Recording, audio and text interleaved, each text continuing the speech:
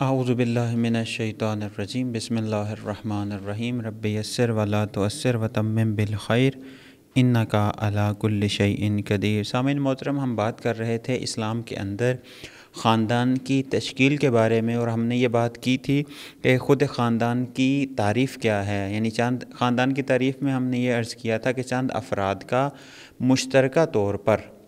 ایک گھر کے اندر زندگی گزارنا، اس کو خاندان کہتے ہیں۔ اب اس کے اندر بہت ساری چیزیں ہیں کہ وہ جو زندگی گزار رہے ہیں وہ کن قوانین کے مطابق ہے، وہ جو زندگی گزار رہے ہیں ان کے دستورات کون سے ہیں، وہ زندگی جو گزار رہے ہیں آیا الہی دستورات کے مطابق ہیں یا غیر الہی دستورات کے مطابق۔ ہم نے بات کی تھی کہ اسلام کے اندر جو تشکیل خانوادہ ہے، خاندان کی تشکیل ہے، اس کا آغاز کہاں سے ہوتا ہے۔ پہلا سٹیپ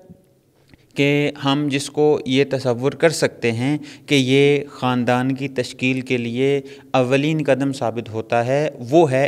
خود ازدواج۔ یعنی ایک مرد اور عورت جو نامحرم ہوں آپس میں، ان کے اندر جو تعلق پیدا ہوتا ہے صیغہ عقد کی وجہ سے، وہ ایک ایسا تعلق ہے جس کے مطابق وہ محرم بن جاتے ہیں، یعنی ان کے اندر رشتہ ازدواج قائم ہو جاتا ہے۔ اب ہم یہ دیکھیں کہ عورت اور مرد کے اندر جو رشتہ ازدواج قائم ہوتا ہے،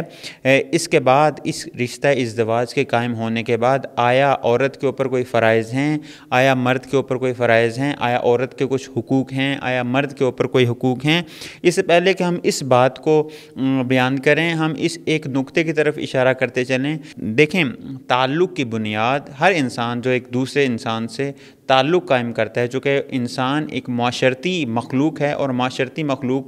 کو اپنی زندگی گزارنے کے لیے، اپنی زندگی کو ادامہ دینے کے لیے، اپنی زندگی کو اچھے طریقے سے گزارنے کے لیے خواہ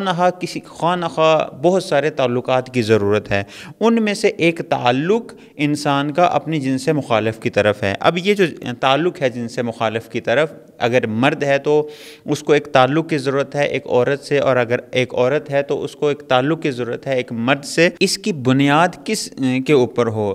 ہم دیکھیں، تعلق دو طرح کے ہوتے ہیں، ایک حلال تعلقات ہیں اور ایک حرام تعلقات ہیں۔ چونکہ ہماری گفتگو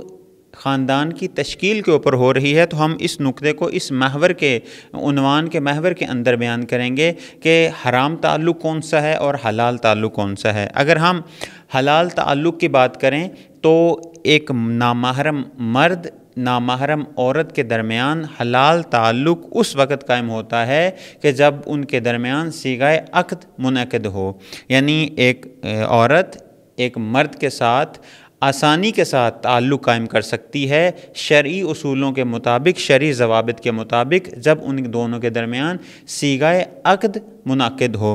اگر دو افراد کے درمیان جو نامحرم ہیں، جن سے مخالف بھی ہیں، ان کے درمیان صیغہ عقد منعقد نہیں ہوا، مثلا ایک عورت اور مرد کے درمیان صیغہ عقد منعقد نہیں ہوا اور وہ آپس میں تعلق قائم کرتے ہیں، تو یہ تعلق حرام ہے۔ اسلام کے اندر حلال تعلق ایک نامحرم عورت اور مرد کا اسی وقت قائم ہوتا ہے کہ جب ان کے درمیان صیغہ عقد قائم ہو، اور حرام تعلق اس کے لیے صیغہ عقد کی ضرورت نہیں ہے۔ اگر کوئی شخص کسی نامحرم سے مرد سے یا مرد خاتون سے تعلق قائم کرتا ہے، کسی بنیاد پہ بھی ہو، تو وہ تعلق حرام تعلق ہے۔ ایک اور نقطہ یہاں پہ بیان کرتے چلیں کہ آیا ازدواج کرنا، شادی کرنا واجب امر ہے یا نہیں؟ تو یہاں پہ ہمیں اس رسول اکرم صلی اللہ علیہ وآلہ وسلم کی حدیث کی طرف ہم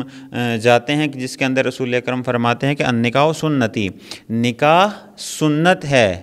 یعنی واجب نہیں ہے۔ شادی کرنا واجب نہیں ہے، بذات خود شادی کرنا واجب نہیں ہے، بلکہ ایک مستحب عمل ہے۔ اگر ایک انسان چاہے تو بغیر شادی شدہ بھی رہ سکتا ہے، لیکن اگر ایک ایسا انسان کہ جو شادی کی عمر تک پہنچ گیا ہے اور گناہ میں پڑنے کا خدشہ ہے، یعنی وہ اگر شادی نہ کرے تو خدا نخواستہ وہ گناہ میں پڑنے کا اس کے لیے خطرہ ہے، تو اس صورت میں شادی کرنا اس کے لیے واجب ہو جاتی ہے۔ بس شادی کرنا بذات خود یہ واجب نہیں ہے، لیکن اگر ایسے حالات، ایسے اسباب اور ایسی چیزیں انسان کی زندگی میں حائل آ جائیں جن کی وجہ سے وہ گناہ میں پڑ جائے، یا جن کی وجہ سے وہ یہ دیکھے کہ اگر میں سنگل رہوں گا، غیر شادی شدہ رہوں گا تو یہ گناہ کا موجب بنے گا اور میں گناہ کبیرہ کا مرتکب ہو جاؤں گا، تو اس صورت میں اس کے لیے شادی کرنا واجب ہے۔ بس دو چیزیں، ایک حلال تعلق اور حرام تعلق، اور ایک چیز کہ شادی کرنا واجب ہے یا شادی کرنا واجب نہیں۔ انشاءاللہ اگلی گفتگو میں ہم اس چیز کو کھول کے بیان کریں گے کہ آج ہمارے معاشرے کی حالت کہ جس کے اندر ایک ایسا مستحب عمل کہ جس کی تاکید ہے روایات کے اندر، میں آج ہی پڑھ رہا تھا کہ فراوان آیات اور روایات ہیں کہ جو شخص شادی کرتے ہیں، جو شخص اپنا تعلق کسی دوسرے انسان کے ساتھ، نامحرم کے ساتھ صیغہ عقد کی بنیاد پہ قائم کرتے ہیں اور خانوادے کی تشکیل کرتے ہیں، ان کی بہت زیادہ خصوصیات اور جسے کہہ لیں کہ تشویق کی گئی ہے، لیکن وہ افراد کے جو شادی نہیں کرتے اور اس دنیا سے چلے جاتے ہیں ان کی مذمت میں بہت ساری روایات ہیں۔ انشاءاللہ اگلی گفتگو میں ہم بیان کریں گے کہ ہمارے معاشرے کے اندر جو آج حالات پیدا ہو چکے ہیں کہ جس کے اندر شادی کرنا مشکل لیکن ایک گناہ کرنا آسان ہے، ان کے کیا اسباب ہیں۔ انشاءاللہ حاضر ہوں گے اگلی گفتگو کے ساتھ۔